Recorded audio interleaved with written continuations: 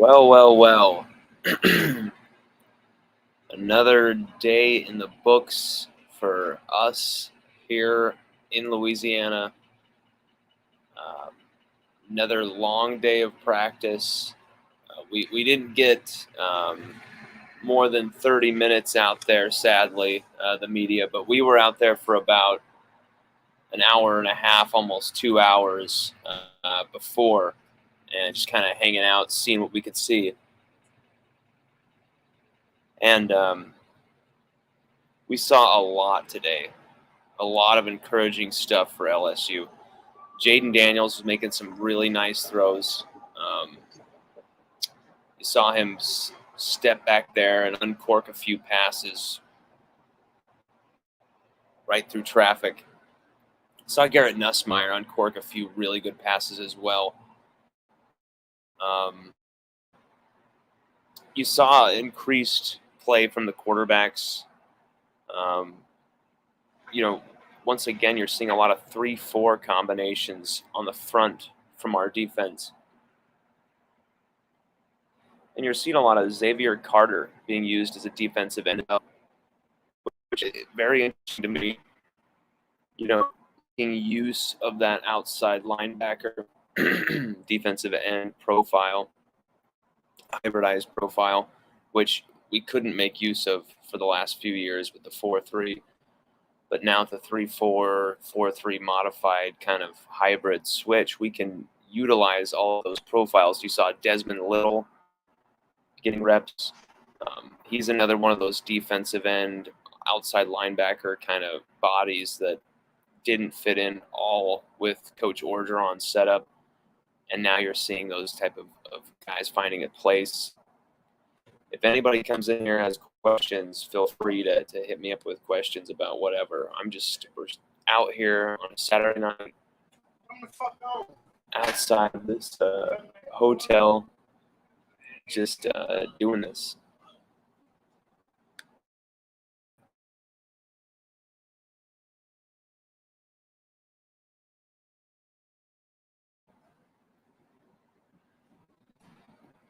It's a crazy day. We were supposed to get to talk to Brian Kelly. That did not happen. Kelly was entertaining some recruits, understandably.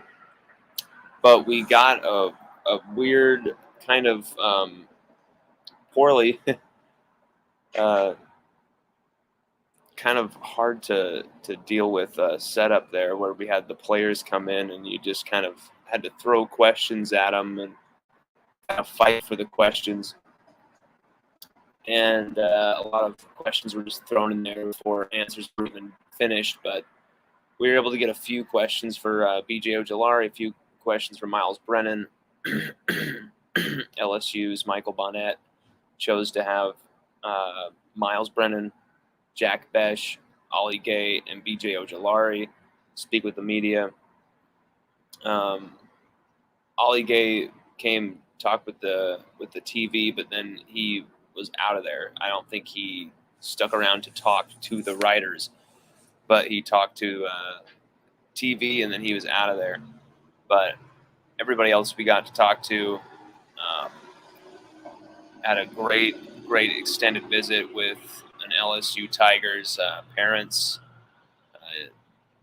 Dinner with this family. Great time tonight at Mike Anderson's, of all places. Great Louisiana institution.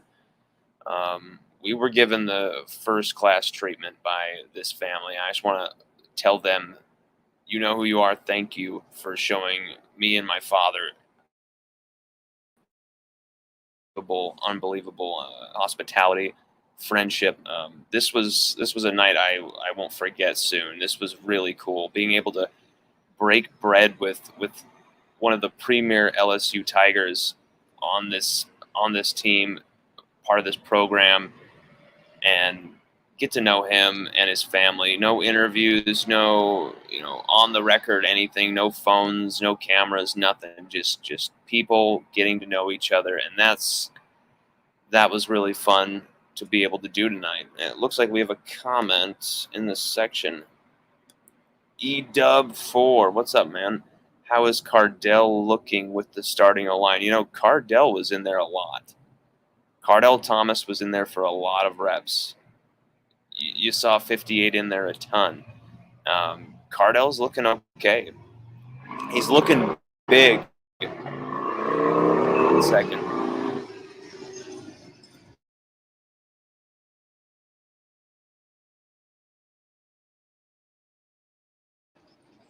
As much as I love you, Louisiana, your loud motors and loud revving engines, I just every second. Come on, guys! Like it's so bad, so bad. Some of the obnoxious noise. You guys love your loud engines, but Cardell, he's looking a bit bigger. I will say that he's looking about. I was standing next to a LSU media rep, not for LSU media, but one of these LSU media people, and they were pointing out that he looks about 340, 345, and I agreed with that evaluation.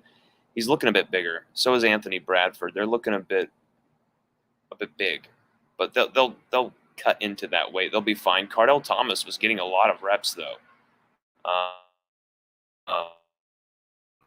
and he was holding his own against the interior guys.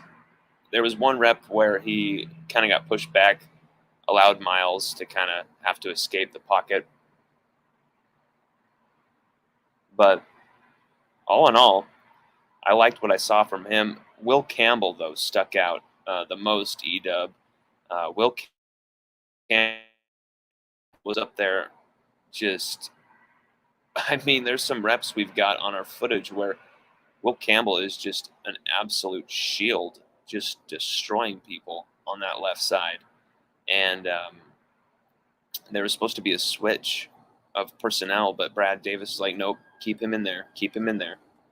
And so they kept Will in there for a few more reps, and he looked fantastic. Will Campbell looked so good out there. Brian Kelly called him a beast the other day during a press conference, and he was right.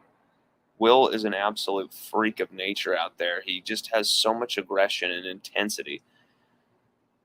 Overall, just want to touch on some overall stuff before anyone has any more comments or anything like that. Ask anything you want, because chances are I'm forgetting a lot of the stuff that I saw, and what you might ask could jar my memory because so much was going down. I'm even just barely getting to go through the film and see all these little details here.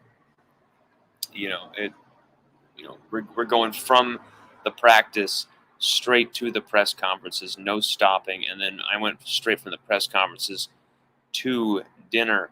So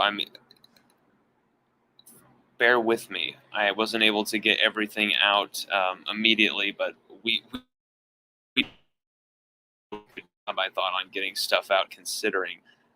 But definitely if you have any more questions, send them my way. But overall, how's it going, man? Well, sorry, bro. No, you're okay, bro. Overall, what I would have to say though, this is a very intense team right now. They're practicing with intensity in everything they do. There was no let up.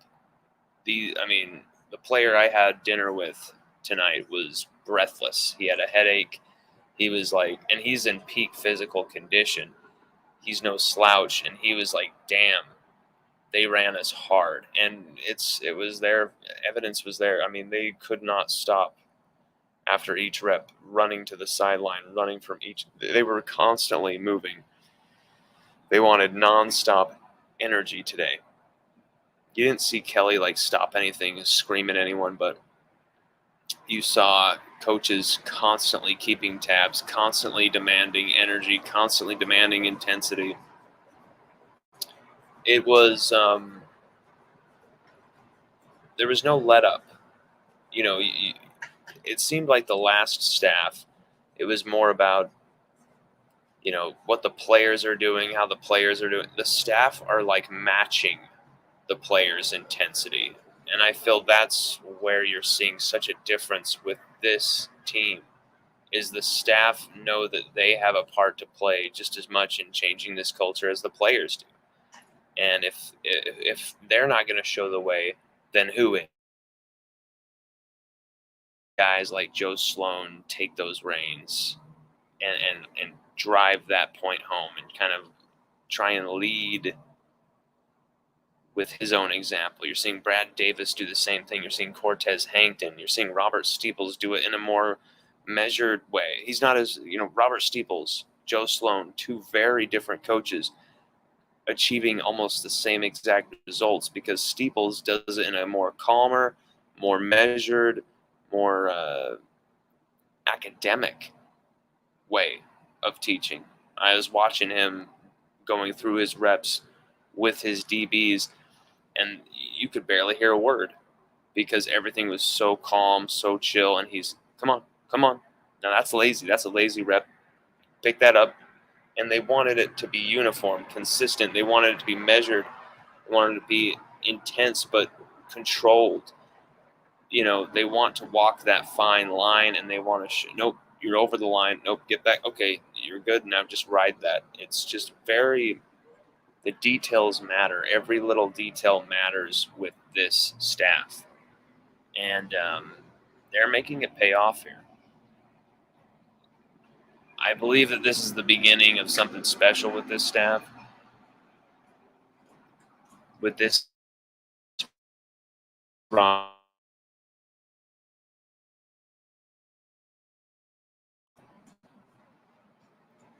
and there's a few notes I wanted to go over as well. Some things of note that LSU fans may not have seen or heard of. We posted about it the second we possibly could. Malik Neighbors, receiver, he was not participating today or was in the other practice as well. He was shut down. You could see him dressed out, but not wearing any pads or anything like that of any sort. He does have some type of injury, some type of operation that he had. He should be good to go in a month or so. But his spring practice might be done. But still not a typically serious injury for Malik Neighbors. But Jarek Bernard Converse, I was told, went down with an injury, and it did not look like it was serious, but it did not look like it was just a stinger either. Possibly some type of sprained ankle, some type of thing like that. I didn't get any. Yeah, LSU are coming into this spring practice relatively healthy. I mean, it's really just Kayshawn, Major Burns, Garrett Dellinger, and now you got Malik and Jarek Bernard Converse. Also, I saw some turnovers today. I saw Greg Penn get a scoop and score. That was fantastic. Greg Penn, Johnny on the spot there. He looks a lot more filled out as well. And then Greg Brooks Jr., their receiver, I'm trying to think of who the receiver was, but they went over the middle. I think it was Evan Franconi. The pass was behind. I'm trying to think of who threw the behind him. Tried to catch it, bounced off his hands, and Greg Brooks Jr. was right there to pick it off. We got footage of that. Greg Brooks Jr. with a pick in practice. It was a sick interception as well because it was bouncing up in the air right in traffic, and he just ripped it out of the air. It was really sick anticipation we saw there. We saw a lot of physicality from this team coming out kind of intense and kind of hot for this practice.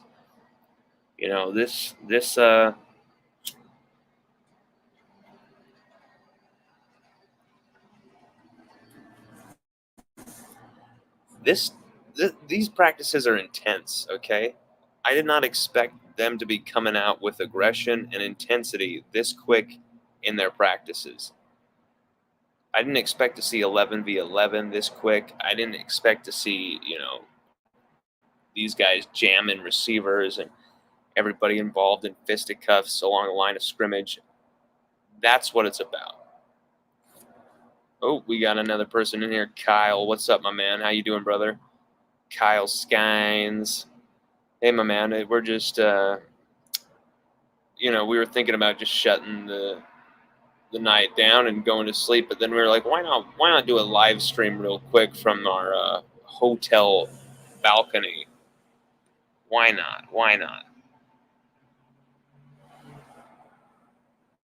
We thought, why not? We wish we had the skyline of Baton Rouge in the background, but we'll have to do with Port Allen. Oh, yeah. Today's practice. Just when we were allowed in, even before then, you could see the team out there getting settled, getting ready. But then before we were allowed in, I was kind of peeking through over the fence, kind of checking stuff out, not filming anything, but checking out what I could. And you saw a lot of good reps from Jayden Daniels today. You just got to say it. Jayden Daniels looked kind of just going through the motions, a bit slow, a bit timid in his first practice. That was gone today. Jayden Daniels was zipping the ball around. He showed great escape. He's really nimble, really speedy. He's He's far more of a thin profile than I expected. Kind of a smaller quarterback. He's going to have to gain some type of girth, I'm telling you, to survive the SEC. But I love what I see from him. Just this nimble, elastic extension within the pocket from him. Oh, looks like we've got some more comments. William Brent, how have the front seven looked, Lon? The front seven. I've loved what I've seen from the front seven, Will. The front seven look like they're set up almost in a 3-4 look most of the time. And this 3-4, it seems to kind of bend and morph from, 3 interior linemen, 2 outside linebackers in the middle, and they seem to bend and morph into different combinations, different setups up front, different number variations, and it seemed to confuse the offensive line a bunch. You saw guys like Bryce Langston, Mekhi Wingo, Philip Webb, guys who usually would be at defensive end of a 4-3, who were put on the defensive tackles for the middle 3, and so I'm thinking Kane is going to favor finesse a lot of the time, and I'm sure he's got some big ultra jumbo package for the middle as well. But it seemed like they were favoring finesse a lot up front. It seems like Jamar Kane favors speed over size, and that's just what I was seeing from a lot of his combinations up there. Kyle Skine says, I got you in your interview the other day. You seem really impressed with Kelly. I am. I mean, how can you not be? Brian Kelly, I mean, just seeing the way he's running LSU operations, I don't give a damn if LSU get to the college football playoff in 3 years. As long as Kelly is coach, I think LSU are going to be an extremely successful place. I really think we're going to be contending for the SEC year in, year out, regardless of where our roster is at. I think, the results, they'll take care of themselves in the end, but we're laying the groundwork for something that's being done the right way. And when things are usually done in the right way, you lay the groundwork, the results will take care of themselves in an advantageous way especially when you've got the talent LSU, the state of Louisiana, has always had, and the players that LSU can recruit. And then you add in the players that, this staff specifically can recruit. The talents of this staff, the reach of this staff nationally, locally now, it's sick. You've got to be excited, especially when you see up close and personal how they're running these practices. I'm just telling you, Kyle, it's promising. Got another comment here. E-Dub, where is Baskerville? You saw him out there in the first practice. Everybody was asking, where's Baskerville? Where's Baskerville? I saw him. I saw 23, but the thing is, he was not starting. He was not in any key role. He was kind of in the background, but he was a part of it. He was there, and sorry, I was trying to find my water. He was a part of it. He was there, so it's not like he's missing in action.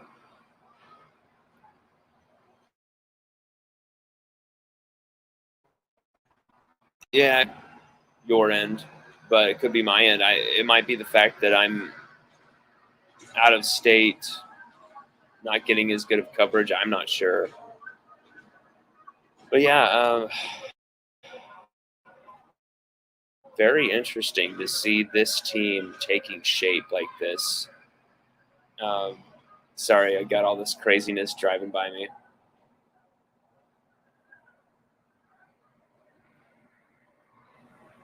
You saw a lot of different guys taking shots at playing center as well. Xavier Hill was playing center. I'm trying to think of who else played center.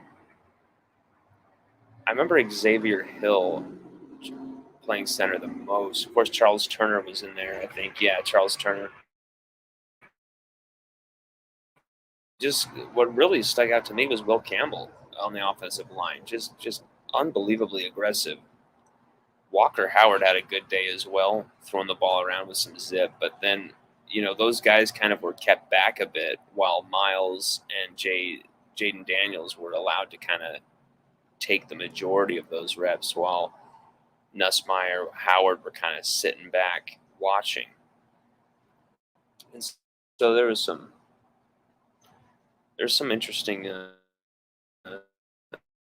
going on. Brandon Reese says, besides quarterback, which position group are you most interested in? Damn, that's a good question, man. Because quarterback, that's obviously going to be the one that gets everyone talking, everyone going. I don't know. DB is very interesting to me because when you look at DB, there's any number of combination of starters. Like safety, yeah, you got Jay Ward in there.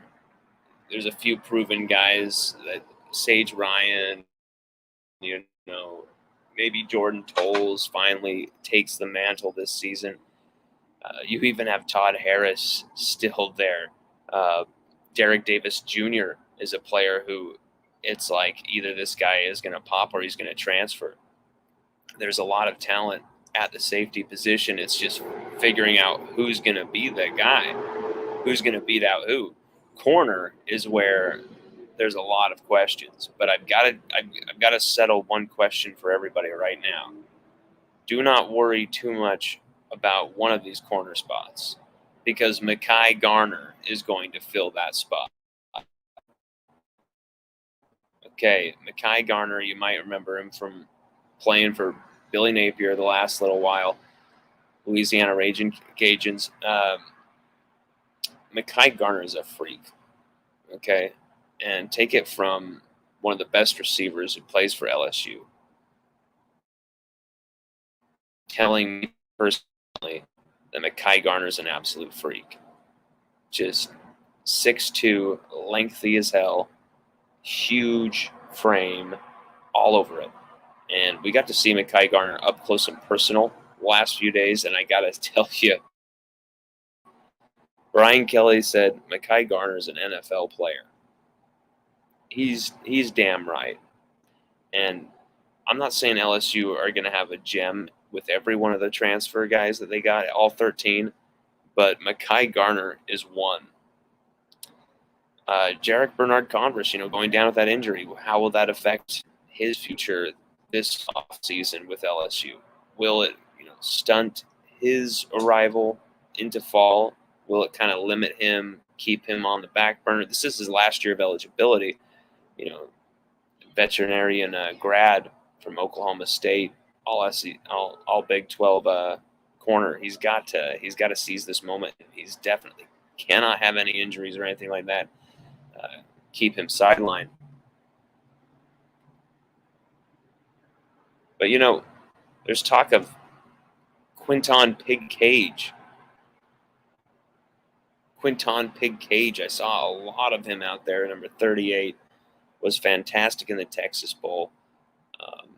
He looked hungry out there. I think he's a player that won't just be at nickel this season like we saw last year. I think you're going to see him also, stationing out there at corner because the need is so great, and anybody who can do the role, who can fill the role, needs to be tried at the role. Corner is a spot where we have to figure out who are our two main guys. And Mekhi Garner, for me, is one of them. But now is Jarek Bernard-Converse going to get healthy and able to, in order to put in some type of push for that role? Is Sage Ryan going to say, no, I'm not going to wait around to play safety or play nickel every once in a while. I'm going to make the move to corner? There's a lot of questions. Oh, there it is. I've been looking for that jug of water forever. There's a lot of questions with corner. And I know it's very worrisome for us LSU fans because we're so used to having the guy and the two and even a few options after that. But let's see here. Got some more questions. Kyle Skynes. I read they had an interesting starting O-line combination to start today. Once again, a loud engine. Sorry about that. I read they had an interesting starting O-line combination to start today, and it didn't include Miles Frazier. No, it did not. It actually included Will Campbell, I swear, at left tackle. Marcus Dumerville at right tackle. Cam Wire at left tackle for others. Miles Frazier. He was in there, though. Number 70 was in there. We saw him frequently in there. Sometimes he was on the side more, but I think he had some type of issue. William Brent, I'm interested in how Hilton Jr. has looked at receiver. William, as I've said in the few videos I've done since I've seen spring practice in the Mark Rogers guest spot that we did, we made absolutely sure that everyone heard us say we are absolutely ecstatic with where Chris Hilton is at. Chris Hilton looks thick. He looks set. He looks stacked. He looks ready. There was even one time where Chris Hilton and Cortez Hankton were just standing next to each other, talking very quietly to each other, kind of going over stuff. And Cortez was kind of taking him under his wing, kind of showing him stuff, not like, hey, I'm going to admonish you, you screwed up, but more of like, hey, this is how it goes. Kind of his arm around Chris and was kind of, and then he had him go out there, and Chris Hilton made a beautiful play on the next one. And it seems like Cortez has taken a special interest in helping Chris Hilton develop. And if you look at Hilton from last year to this season, last season, thin, very slight, Now, just seeing him up close in person, a few feet away, he is thick. He is ripped. Just like Brian Thomas Jr., just like Jeray Jenkins, just like a lot of these receivers who maybe were lacking a little bit of physicality over the last year or two, they've beefed up big time. Big time. Even Jack Besh, he didn't need it, but even he's beefed up in the right areas while, not gaining a ton of weight and becoming the next Gronkowski. He's still becoming just massive, thick.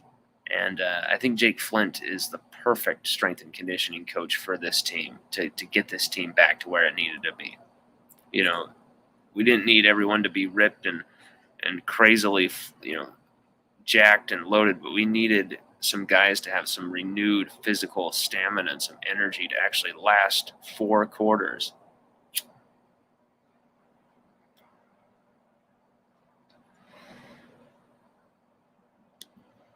Brandon Reese says, I'm interested to see what happens at linebacker. Me too. A lot of people were saying, looks like we've got Mike Jones Jr. and Greg Penn III as our starting linebackers. Well, there. That's a little premature. Yes, Greg Penn III was playing a lot. Greg Penn III had a scoop and score, as I've told you. Greg seemed to be in on a lot of plays. Mike Jones Jr. is going to be that veteran leader, that veteran presence. But don't discount a veteran like Micah Baskerville. Don't discount, Harold Perkins as a freshman coming in and being absolutely ruthless. But, something has to be said for who's here now and what they're doing now and what they're getting set up and consecrated right now. And I think that's very attractive to the staff that are here already. And, when guys come in, in the summer, these new freshmen and some of these transfers who are yet to come in, when they come in the summer, I don't think they're going to be excluded, but I think there's going to be, what's the word I'm looking for here? I think they're going to make them along slowly, I guess is what I'm trying to say. But Quincy Wiggins, I saw him in clear detail today. He is thick. His legs are cinder blocks, okay? Quincy Wiggins, I don't know where he'll be in year 1, but by year 2, he will be an 8.5, 9.5 sack defensive end for LSU.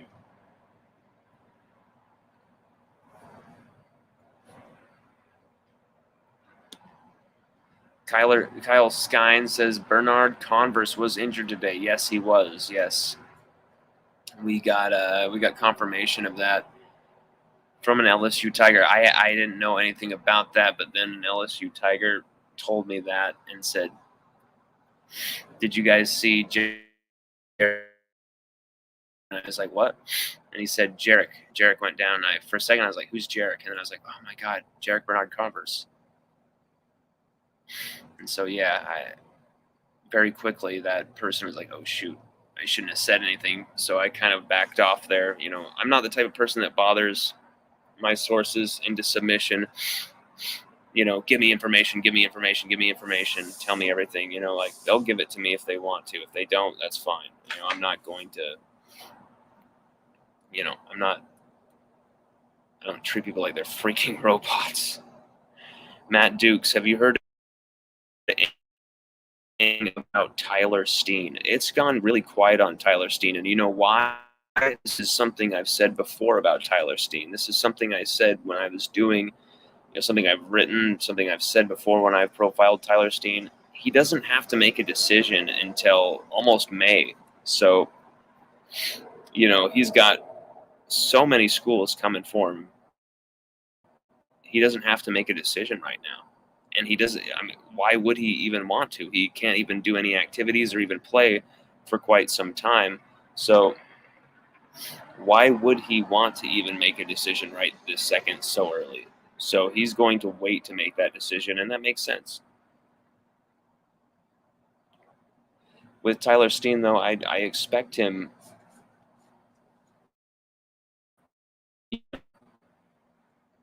55 out of 40, 55 out of 100%. I expect him to come to LSU.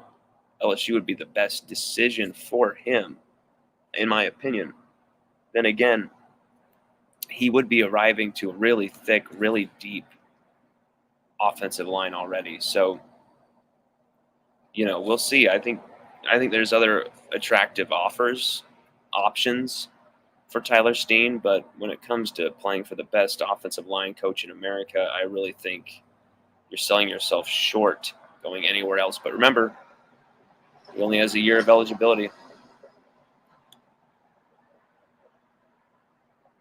Yes, that would be Baskerville, Jones, Perkins would be a very interesting trio. E-Dub, I know it's only been a couple of practices, but who would you say is leading the quarterback battle? That's a tough question. My battery's about to die, so this will probably be the last answer. Who is leading the quarterback battle right this second?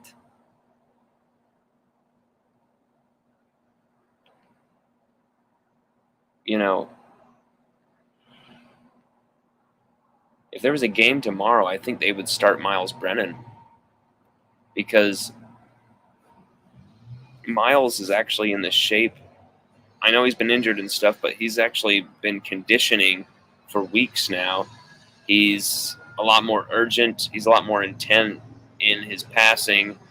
He's been there conditioning for a while to kind of settle into this moment right now, right here. Jayden Daniels, just barely on campus, showing what he can do. It's polished. He looks good. He looks a whole new dimension that Miles Brennan just does not have. But how quickly can he get his body up to the thickness and strength required for the SEC? I don't know. For me, I think you got to go with dual threat abilities over pocket passing. So for me, Jayden Daniels would be the more, or Garrett Nussmeier would be the pick. But Miles Brennan, you cannot diminish what he's showing out there. He's definitely fighting for this. He's giving it everything. I can't say he's going to win the job. I can't say Miles Brennan is going to be LSU's 2022 quarterback. What I can say is it shows a lot of balls from Miles Brennan to stay at LSU and to fight for this position when he could have gone elsewhere for a more or less guaranteed starting job. So whether he wins or loses the job, Miles Brennan has my respect because he loves LSU. And, LSU fans, we got to, whether you love Miles, hate Miles, or whatever your opinion on Miles is, I think you got to give him his dues. I think you got to give him his respect and treat him well online and things like that. Don't be talking smack about Miles, because him returning and helping out our quarterback room, giving us that extra option, that's a big deal to keep this program stable in this new era. And I really feel like you gotta tip your cap to him for that. But yeah, everybody, it's been fantastic here in Louisiana. We've got 2 more days, and we cannot wait. Tomorrow is going to be epic. Monday's even going to be sweet. I wish there was more days of practice we could go to. I think that's it. I think that's all the practices we get to, but doesn't mean what our work is finished. We've always got some stuff in the pipeline, and keep it glued to LSUODYSSEY.com. All the info, all the film, all the quotes, all the news, everything is going to be posted there. And if you're not following us on Twitter at Lon Phillips, definitely follow us on Twitter, because we post so much of our stuff there, so much of our breaking news, so much of our first look posts are always there, and then we link the articles from there. Facebook, we're doing that, but it's more limited. Sometimes I forget to post on Facebook. but Twitter is the main hub for us. At Lon Phillips. Definitely follow us at Lon Phillips. Let's see. Here we go. Follow us there. Like all of the questions you're asking, all of those types of things, bring them. Keep bringing them. But I'm telling you, if you follow us right there at Lon Phillips, wow, you're going to find so many of the answers to the questions you're looking for right there and on the site. We really do LSU fans justice with the content we put out. And we try and not leave any stone unturned, but that's why we do these things. So if you have any more questions or anything, we can talk about it. And there's a lot of things you guys helped me remember about today too, because it's been a little crazy for me. So thank you guys. Everybody have a hell of a night. Have a great rest of your. Hopefully you see me around town. If you do, don't be a stranger. Peace, everybody.